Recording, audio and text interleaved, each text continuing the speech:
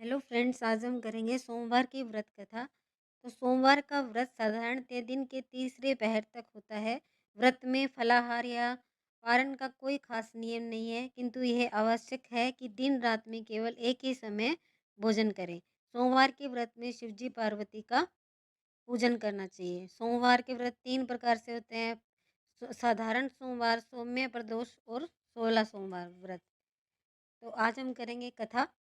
एक बहुत धनवान साहूकार था, जिसके घर धन आदि किसी भी प्रकार की कमी नहीं थी, परंतु उसको दुख था कि उसके कोई भी पुत्र नहीं था। वह इसी चिंता में रात दिन लगा रहता था। वह पुत्र की कामना के लिए प्रति सोमवार को शिवजी का व्रत और पूजन किया करता था, तथा सायंकाल को शिव मंदिर में जाकर शिवजी के श्री विग्रह के सामने दीपक जलाया करता था। इसके इस भक्ति भाव को देखकर एक समय श्री पार्वती जी ने शिवजी महाराज से कहा कि महाराज, यह साहूकार आपका अनन्य भक्त है और सदैव आपका व्रत और पूजन बड़ी श्रद्धा से करता है। इसकी मनोकामनाएं पूर्ण करनी चाहिए। शिवजी ने कहा, हे पार्वती, यह संसार कर्म क्षेत्र है। जैसे किसान खेत में बीज बोता है, वैसा ही फल काटता है। उसी तरह इस संसार में प्राणी जैसा कर्म करते हैं, वैसा ही फल भोगते हैं। पार्वती जी ने अत्यंत आग्रह से कहा, महाराज, जब यह आपका अनन्य भक्त है और इसको अगर किसी भी प्रकार का दुख है तो आपको अवश्य दूर करना चाहिए, क्योंकि आप सदैव अपने भक्तों पर दयालु होते हैं और उनके दुखों को दूर करते हैं। यदि आप ऐसा नहीं करेंगे तो मनुष्य आपकी सेवा और व्रत क्यों करेंगे? पार्वती का ऐसा आग्रह देख शिवजी महाराज कहने लगे, हे पार्वती, इसके कोई पुत्र नहीं है, इसी चिंता में यह दुखी रहता है।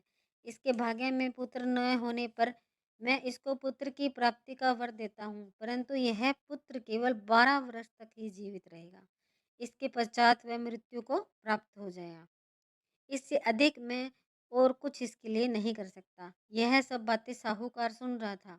इससे उसको कुछ प्रसन्नता न हुई और न ही दुख हुआ। वह पहले जैसा ही शिवजी महाराज का व्रत और पूजन करता रहा।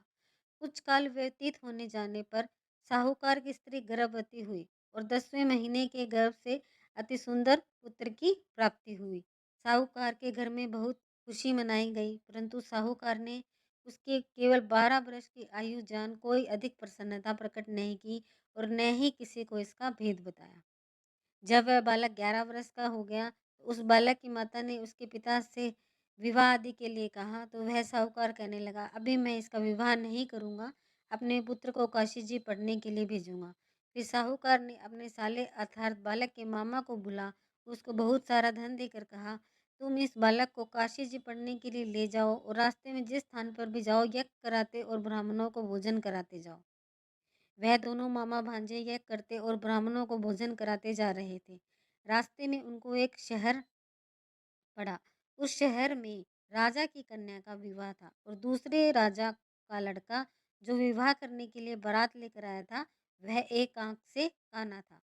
उसके पिता को इस चीज की बड़ी चिंता थी कि वह कहीं वर को देखकर कन्या के माता पिता विवाह से किसी प्रकार की अड़चन पैदा ना कर दे। इस कारण जब उसने अति सुंदर सेठ के लड़के को देखा, तो उसने मन में विचार किया कि क्यों न दरवाजे के समय इस लड़के से वर का काम चलाया जाए। ऐसा विचार कर वर के पिता ने उस लड़के और मामा से बात कर ली, तो वो राजी हो गए। फिर उस लड़के को वर के कपड़े पहना तथा घोड़ी पर चढ़ा दरवाजे पर ले आए। जब कार्य प्रसन्नता से पूर्ण हो गया, फिर वर के पिता ने सोचा कि यदि विवाह कार्य भी इसी लड़के से करा लिया जाए तो क्या बुराई है। ऐसा विचार कर लड़के और उसके मामा ने कहा कि यदि आप फेरों का और कन्यादान का काम को भी करा दें तो आपकी बड़ी कृपा होगी। मैं इसके बदले में आपको बहुत कुछ धन दूंगा। और उन्होंने स्वीकार कर लिया। विवाह कार्य भी अच्छी तरह से संपन्न हो गया। परंतु जिस समय लड़का जाने लगा, तो उसने राजकुमारी की चुन्नी के पल्ले पर लिख लिख दिया कि तेरा विवाह तो मेरा साथ हुआ है, परंतु जिस राजकुमार के साथ तुमको भेजेंगे वह एक आंख से काना है। मैं काशी जी पढ़ने जा रहा हूँ। लड़के के जाने के पश्चात राजकुमारी ने जब अपनी चुंदड़ी पर ऐसा लिखा हुआ पाया, तो उसने राजकुमार के साथ जाने से मना कर दिया और कहा, यह मेरा पति नहीं है, मेरा विवाह इसके साथ नहीं हुआ है, वह तो काशी जी पढ़ने गया है। राजकुमारी के माता पिता ने अपनी कन्या को विदा नहीं किया और बारात वापस चली गई। उधर सेठ का लड़का और उसका मामा काशी जी पहुंच गए। वहां जाकर उन्होंने यज्ञ करना और लड़के ने पढ़ना शुरू कर दिया। जब लड़के की आयु 12 साल की हो गई तो उस दिन उन्होंने यज्ञ रचा रखा था। लड़के ने अपने मामा से कहा, मामा जी आज मेरी तबीयत ठीक नहीं लग रही है। मामा ने कहा, अंदर जाकर सो जाओ। लड़का अंदर जाकर सो गया। थोड़ी देर में उसके प्राण निकल गए। जब उसके मामा ने आकर देखा कि वह मुर्दा पड़ा है तो उसको बड़ा दुख हुआ। उसने सोचा अगर मैं अभी रोना पीटना मचा दूंगा तो यज्ञ का कार्य अधूरा रह जाएगा। अतः उसने जल्दी से यज्ञ का कार्य समाप्त कर ब्राह्मणों को जाने के बाद रोना पीटना आरंभ कर दिया। संयोगवश उसी समय शिवजी पार्वती उधर से जा रहे थे। जब उन्होंने जोर जोर से रोने की आवाज़ सुनी तो पार्वती जी कहने लगी, महाराज कोई दुखिया रो रहा है, उसके कष्ट को दूर कीजिए। तब शिव पार्वती ने पास जाकर देखा तो वह लड़का मुर्दा पड़ा था। पार्वती जी कहने लगी, महाराज यह तो उसी सेठ का लड़का है जो आपके वरदान से हुआ था। शिव जी कहने लगे, हे पार्वती इसकी आयु इतनी ही थी, यह भोग चुका। तब पार्वती ने कहा, महाराज इस बालक को आयु और दो, नहीं तो इसके माता पिता तड़प तड़प कर मर जाएंगे। पार्वती जी के बार बार आग्रह करने पर शिव जी ने उसको जीवन प्रदान किया और शिवजी महाराज की कृपा से लड़का जीवित हो गया। शिव पार्वती कैलाश चले गए। वह लड़का और मामा उसी प्रकार यज्ञ करते तथा ब्राह्मणों को भोजन कराते अपने घर की ओर चल पड़े।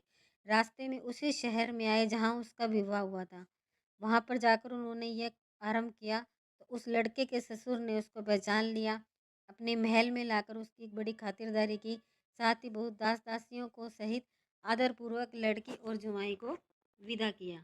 जब वे अपने शहर के निकट आए तो मामा ने कहा, मैं पहले जाकर खबर करता हूँ। जब उस लड़के को का मामा घर पहुंचा तो लड़के के माता पिता घर की छत पर बैठे थे। उन्होंने यह प्रण कर रखा था कि यदि हमारा पुत्र सकुशल लौट आया तो हम राजी खुशी नीचे आ जाएंगे, नहीं तो छत से गिरकर अपने प्राण दे देंगे। इतने में उस लड़के के मामा ने आकर यह समाचार दिया कि आपका पुत्र आ गया है। तो उन्हें विश्वास नहीं हुआ। उसके मामा ने शपथ पूर्वक कहा कि आपका पुत्र अपनी स्त्री के साथ बहुत सारा धन लेकर आया है। तो सेठ ने आनंद के साथ उसका स्वागत किया और बड़ी प्रसन्नता के साथ रहने लगे। इसी प्रकार जो भी सोमवार का व्रत को धारण करता है अथवा इस कथा को पढ़ता और सुनता है उसकी समस्त मनोकामनाएं पूर्ण होती है। ओम नमः शिवाय। ओम जय शिव ओमकारा, स्वामी जय शिव ओमकारा। ब्रह्मा विष्णु सदा शिव अर्धांगी धारा। ओम जय शिव ओमकारा। एकानन चतुरानन पंचानन राजे। हंसासन गुरुडासन वृषवाहन साजे। ओम जय शिव ओमकारा। दो भुज चारु चतुर्भुज, दस भुजति सोहे। तीनों रूप निरखते त्रिभुवन जन मोहे। ओम जय शिव ओमकारा। अक्षमाला वनमाला मुंडमाला धारी। त्रिपुरारी कंसारी वरमाला धारी। ओम जय शिव ओमकारा। श्वेतांबर पीतांबर बागांबर अंगे। सनकादिक ब्रह्मादिक भूतादिक संगे। ओम जय शिव ओमकारा। कर में श्रेष्ठ कमंडल चक्र त्रिशूल धरता। जग हरता जग करता जग पालन करता। ओम जय शिव ओमकारा। ब्रह्मा विष्णु सदा शिव जानत अविवेका। प्रणवाक्षर के मध्य ये तीनों एका। ओम जय शिव ओमकारा। त्रिगुण स्वामी जी की आरती जो कोई नर गावे। कहत शिवानंद स्वामी मनवांछित फल पावे। ओम जय शिव ओमकारा। ओम नमः शिवाय। Please subscribe my channel. Thank you so much.